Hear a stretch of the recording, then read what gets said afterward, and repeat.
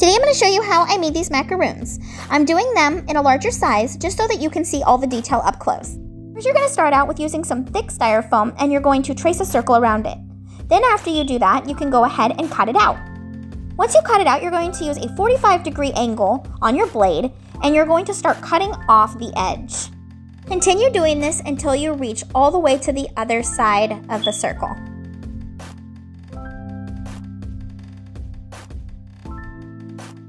Then you're going to take some fine grade sandpaper. I'm using 180 grit, and you're going to start sanding that edge down. You'll also sand out the bottom part. Just make sure that you keep that nice angle and edge. I'm going to speed up the video here so I can finish this up.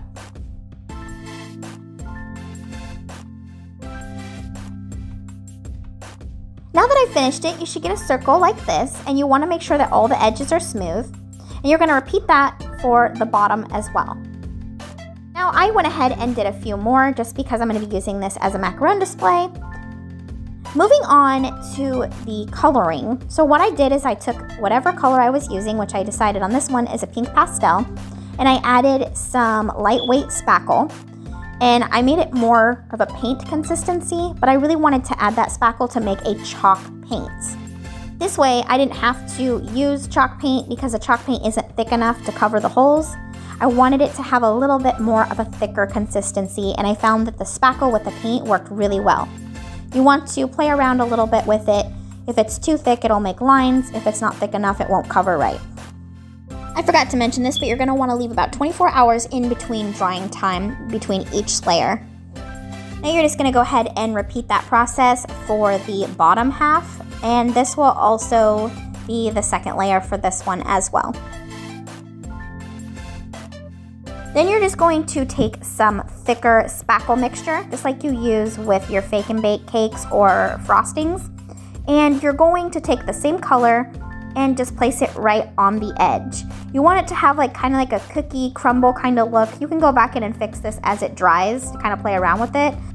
Once it's completely dried for 24 hours or 48 hours, you're going to start adding in some piped frosting, just like you would on a regular cake or a fake and bake cake. You want to put it right to the edge, and you're also going to put it right here on the center. I recommend using a star tip. Now, you're going to place the top of your macaroon right back over the top, and you're going to slightly push it down. Don't push down too hard. You don't want it to squirt out frosting or move anywhere. You want it to have this really pretty ribbon look.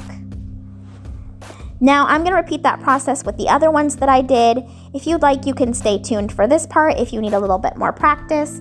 But for those that don't know how to pipe for frosting, you're just going to go squeeze it down and then pull. Keep squeezing and pulling. You want to make sure that you're squeezing the same amount out on each part so you get an even ribbon. If you seem to be struggling with this part, feel free to check out some of my other tutorials for piping. I have some specific tutorials that'll help you just with this issue. But I'm going to go ahead and repeat the process for this one as well as for the other four, but I'm just going to show you with these two. And then I just place it right here back in the center and place the top on for that. And that's it, guys. I hope that you enjoyed this tutorial. Thank you so much for watching. Remember to like and subscribe always. Bye!